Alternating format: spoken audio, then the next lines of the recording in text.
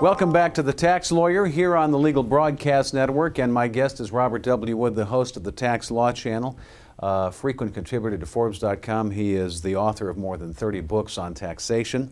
We're talking about an article he's written for Forbes called The Three Worst IRS Tax Traps. Rob, welcome back. Thanks, Scott.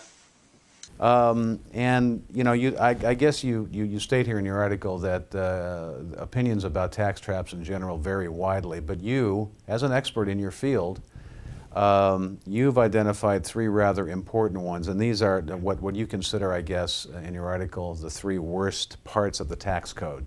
Yeah, I do, and it is subjective. It certainly is subjective. They're the three things that perhaps most frequently I see. And they are rules that people confuse. So certainly number one, and Scott, we've talked about it here many times in different formats, would be the personal physical injury exclusion. It's one of the shortest provisions in the Internal Revenue Code. Section 104 basically says if you get damages for personal physical injuries or physical sickness, it's tax-free. I think of it as kind of the auto accident rule. If you have an injury accident and you get money from the defendant or an insurance company, it's tax-free. And beyond that, it gets highly confused, as we've, again, said here on the Legal Broadcast Network before, since '96, so 16 years ago. The statute was changed to say it had to be physical, so plain old emotional distress recoveries are not enough. You got to have some kind of injury. But beyond that sort of obvious point, there's been a lot of confusion, and it remains confusing for a whole lot of people settling employment claims and many others about what is tax-free and what is not. You also talk about in your article the attorney fees and the alternative minimum tax, and this has always been something that just doesn't even seem logical, that someone receives damages through a contingent fee lawyer in a lawsuit, and for example 30% of that may be paid to the lawyer.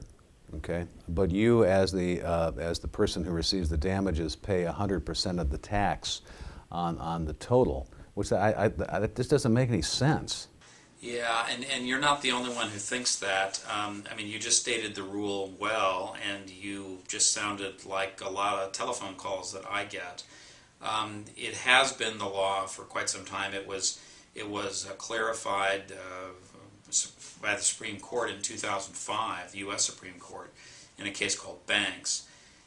But basically, as you just said, Scott, the rule is that however your lawyer is paid, it's treated as a payment to you.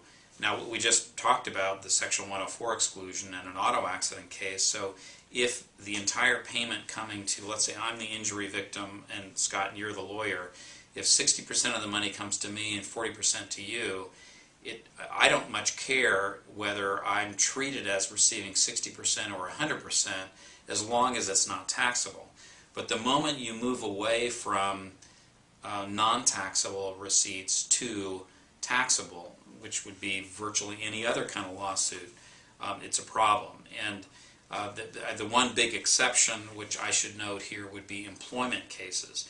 So in Scott, if I'm working for you and you fire me, I sue you for wrongful termination or something like that, and then we have the same thing, the money comes in and I get 60%, and my lawyer, which certainly isn't you any longer, Scott in my example, my lawyer gets 40%, there I'm still treated under the Supreme Court case as receiving 100% of the money, but there's a special employment rule that says that I get an above-the-line deduction.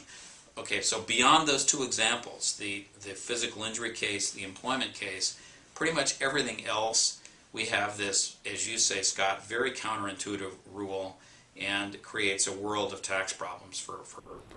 And then now, again, correct me if I'm wrong here, but then so the person receiving damages pays taxes on the total, and then the contingent fee lawyer receives his fee as income, then he pays taxes on that again, right? Yeah, right, and many people have said that's double taxation, it's unconstitutional. To my knowledge, there's been no case really challenging this.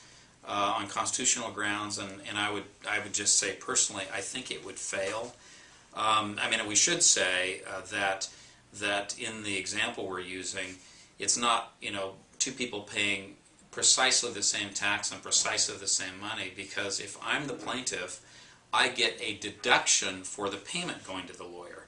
But it's not a very good deduction. It's a miscellaneous itemized, which means it's subject to all sorts of phase-outs and limits and to the AMT. So it's a technical problem, it's a big one, but I don't think it's a constitutional violation, at least personally. You just hate it in general, I think. I do hate it. I agree with that. Let's talk about foreign accounts. This is number 3 on the worst IRS tax traps, and we've talked about foreign accounts frequently, and there's been a lot of information coming through, and the IRS is giving many people the opportunity for voluntary disclosure here. So it sounds like they're trying to work with you, but it's still not working as well as it probably could. Yeah, I think that's right. I mean, well said. It is. It's still. It kind of amazes me that I hear from people all the time. I mean, literally, not every day, but almost every day, who have never heard of these rules and who are, in some cases, they are, born and raised in the United States, and in many cases, they are immigrants who, maybe came to this country 2 or 10 or 20 years ago, and so they have sort of logical connections with another country. But it's become clear over the last few years that the IRS cares a lot about this. Really started focusing big time on it maybe 3-4 years ago in connection with UBS, and there were other banks accused of helping Americans to hide assets. But it's really become important now for everyone to know something about this subject and to comply prospectively, and if they're not in compliance for the past, in terms of reporting and disclosure on FBAR forms about foreign accounts, and in terms of paying tax on their worldwide income. That's the American system being attacked a lot in the press now, but until it changes, that's the system, and people need to read up on it, and if they're not in compliance, then see someone to discuss what their options may be. And again, too, also you say in this article that not only are you subject to IRS tax penalties, but sometimes criminal penalties apply, and that's a completely different thing. It is, and it's frightening. It's frightening to everyone, I think. And most of the examples of the enforcement of that nature have been kind of egregious cases, but I think not all. And I think there is a lot of fear about and a lot of uncertainty, which makes the fear worse, over what circumstances the IRS would view as something they should go after and prosecute or recommend prosecution on. And the civil penalties by themselves can be pretty darn severe. So some of the amnesty deals have been criticized, or the amnesty deal currently on offer has been criticized for not being sort of malleable enough especially for immigrants. But it's kind of the only thing we have now, and it's still worth a look, I think, by a lot of people. Rob, thank you so much. Thank you. He is Rob Wood. He is the tax lawyer with Wood LLP in San Francisco, and you can find him all over Forbes.com. This is the Tax Law Channel here on the Legal Broadcast Network.